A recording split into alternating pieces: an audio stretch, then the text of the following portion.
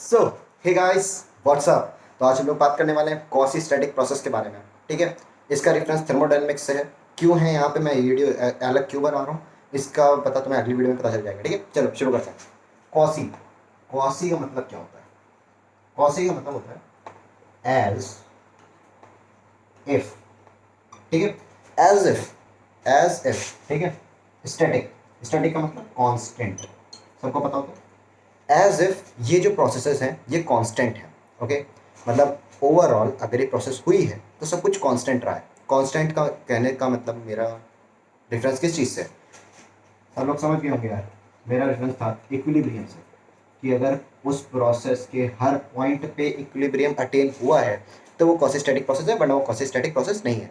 Generally thermodynamics में हम लोग सारी प्रोसेस को क्वासी-स्टैटिक प्रोसेस की तरह ही ट्रीट करते हैं। ठीक है, चलो एग्जांपल लेके समझते हैं एक्चुअली में क्वासी-स्टैटिक प्रोसेस का ओरिजिन कैसे होता है, या फिर हम लोग को किस चीज़ को क्वासी-स्टैटिक प्रोसेस कहते हैं। यहाँ पे पिस्टन है, ऊपर प्रेशर P नॉट है। ठीक है, अब ऐसे समझना, ये जो ऊपर का ये जो लीवर दिख रहा है तुम्हें पिस्टन का, ये मैंने पकड़ा, ये नीचे है, मैंने उसको पूरी दम लगा के नीचे ऐसे दबाया, एकदम से, धीरे धीरे नहीं किया, एकदम से ऐसे गिराया नीचे। तो क्या होगा, विद इन अ सेकेंड, एक दो सेकेंड के अंदर यहाँ पे इस जगह पे प्रेशर हो जाएगा P1। P नॉट से P1 प्रेशर हो गया उसका इस पॉइंट पे। ठीक है, अरे थोड़ा प्रेशर बढ़ जाएगा ना, मैंने ऊपर से फोर्स लगाई है। And pressure gets uniformly distributed throughout the fluid, जब हम लोग उस पर लगाते हैं, क्योंकि फ्लूइड जब इनकम्प्रेसिबल होता है, ये फ्लूइड वाले सेक्शन की बात है। ठीक है, तो यहाँ से यहाँ तक आने में जैसे कुछ टाइम लगा होगा, उतने में इसका प्रेशर P1 हो गया। P1 is equal to P naught plus कुछ और। ठीक है, अब ये देखो, मान लो यहीं पे एक दूसरा कंटेनर है, दिख रहा है, ये पिस्टन है, यहाँ प्रेशर P नॉट है। अब मैंने क्या किया, इस पिस्टन को मैं इस dx लेंथ की जगह इतना ही नीचे लाया, सिर्फ इतना, ये पार्ट, और यहाँ पे प्रेशर कितना हो गया, P प्लस dt। अब इन दोनों में से ये क्वासी-स्टैटिक है, ये क्वासी-स्टैटिक नहीं है। क्यों नहीं है, समझते हैं। यहाँ पे पीनट प्रेशर पे जब मैंने लिवर को ऐसे एकदम से नीचे किया, तो उसके जो सारे पार्टिकल्स हैं वो रैंडम मोशन में हो गए, सबकी काइनेटिक एनर्जी बढ़ गई, तो इसकी जो टोटल इंटरनल एनर्जी है वो एकदम से बढ़ गई।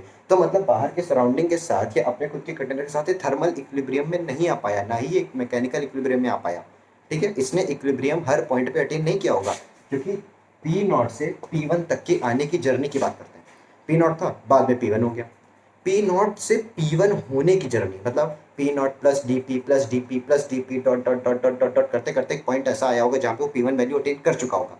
तो उस प्रोसेस के दौरान जब तक ये यहाँ से यहाँ तक आया, सारे मॉलिक्यूल्स ने अपने आप को रीअरेंज किया, इधर गए उधर गए, तब गए भाई इधर उधर हो गए, फिर जब तक वो सेटल डाउन हुए, धीरे से सारी एनर्जी धीरे धीरे बाहर निकाल के लूज करके, जब वो सेटल डाउन हुए तब उसका प्रेशर P1 हुआ। और जब वो सेटल डाउन हो रहे थे उस मोमेंट पे अगर तुम प्रेशर चेक करोगे, तो मतलब तुम ऐसा कोई जनरलाइज तुमको प्रेशर का वो मिलेगा नहीं। ठीक है, तुमको प्रेशर की कोई जनरलाइज्ड वैल्यू नहीं मिलेगी, मतलब वो कांस्टेंट नहीं है। हर मोमेंट पे अगर तुम प्रेशर को वहाँ पे मेजर नहीं कर पा रहे हो, मतलब सीधी सी बात है यार, वो चीज़ कांस्टेंट नहीं है, वो भी बहुत ज़्यादा इधर उधर रैंडम मोशंस में है। और इस पॉइंट पे क्या हुआ, P नॉट था with in a infinite simile of a second. ठीक है, for infinite simile of a second ये जो प्रेशर था वो हल्का सा रैंडम पार्टिकल्स इधर उधर हुए, बहुत हल्का सा ही था, बहुत हल्का सा मैंने इसको दबाया, तो बहुत ज़्यादा हो गया, बहुत हल्का सा दबाया मैंने। तो जो रैंडम मोशन था पार्टिकल्स का वो बहुत ही छोटे टाइम के लिए हुआ।